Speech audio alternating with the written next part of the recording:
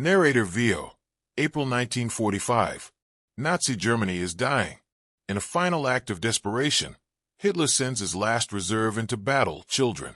Boys as young as 10, brainwashed since birth, armed with weapons they can barely carry, told to die for the Führer. They believed every word, until one moment of unexpected kindness shattered everything they thought they knew. Quick cuts of Hitler Youth training, boys marching in formation, throwing grenades, learning to use rifles. Their faces are serious, proud, determined. Narrator VO, by 1939, joining the Hitler Youth wasn't optional, it was the law. 8.8 million children, trained from age 10 to worship Hitler, to see death as glorious, to believe they were fighting for Germany's survival. Focus on 3 boys. Hans, 15.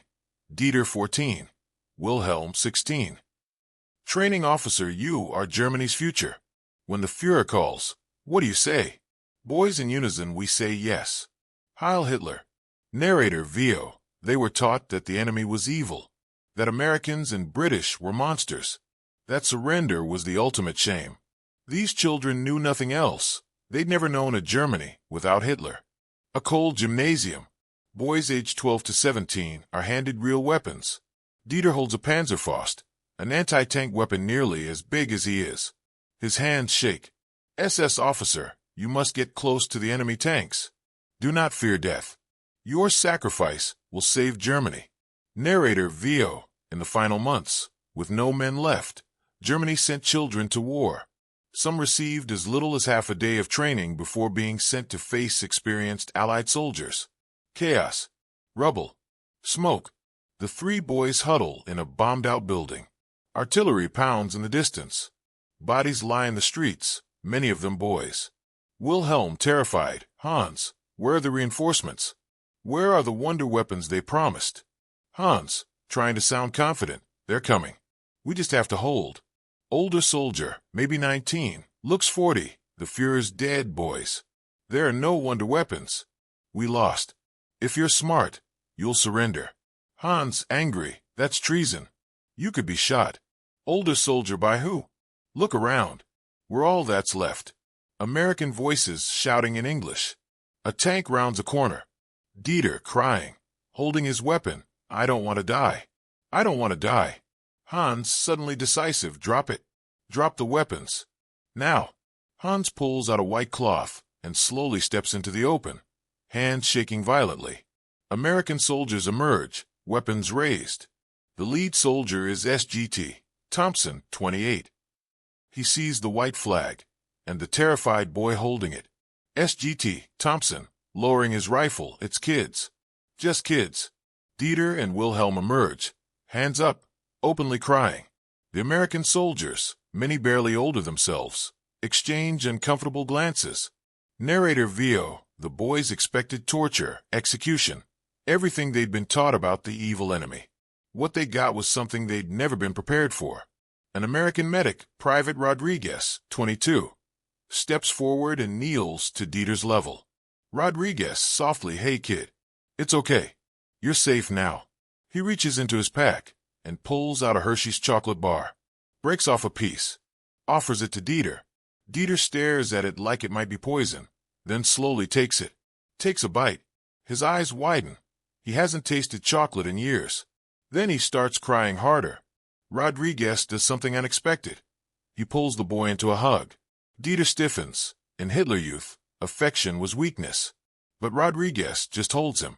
Rodriguez, softly, knowing Dieter can't understand. It's over, kid. You're gonna be okay. Hans watches this scene. Everything he believed shattering. The Americans aren't monsters.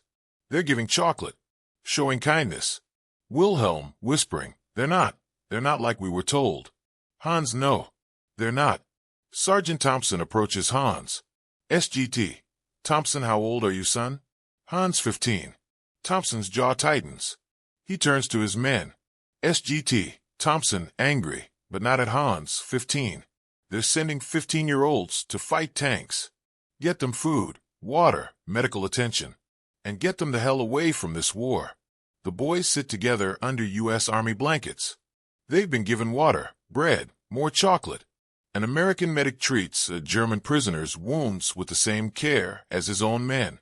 Hans, they're helping the wounded. Our wounded. Dieter the Führer said they would torture us.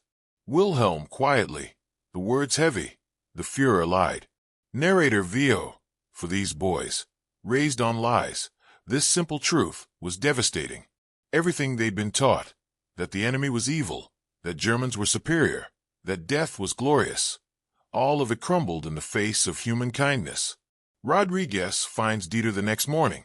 He pulls out a photograph of a young boy. Rodriguez, pointing, my brother. Miguel, 10 years old. You look like him. Dieter doesn't understand the words, but he understands the emotion. He pulls out his own crumpled photo. Him with his family before the war. Dieter, pointing, broken English, father. Stalingrad. Dead. Rodriguez, softly, I'm sorry, kid. I'm so sorry. They sit together, enemy soldiers, looking at families they miss. News spreads through the POW camp. The war is over. Hitler is dead, suicide in his bunker. The three boys sit together, processing this. Wilhelm, we were ready to die for him. And he killed himself. Hans, he sent children to die, while he hid in a bunker. Rodriguez approaches one last time before shipping home. Rodriguez, through translator, I'm going home to Texas. But I want you to know, I'm going to remember you. When I tell people about this war, I'm going to tell them you were just kids. That you deserve better. He hugs Dieter one more time. Rodriguez, Suentid, don't ever forget. You're human. Not soldiers. Not enemies. Human. A classroom. Hans, now 35, stands teaching students the same age he was when he surrendered. Hans, I was 15 when I surrendered. Terrified.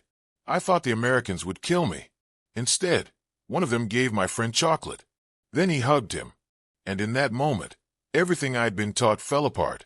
He pauses, looking at his students.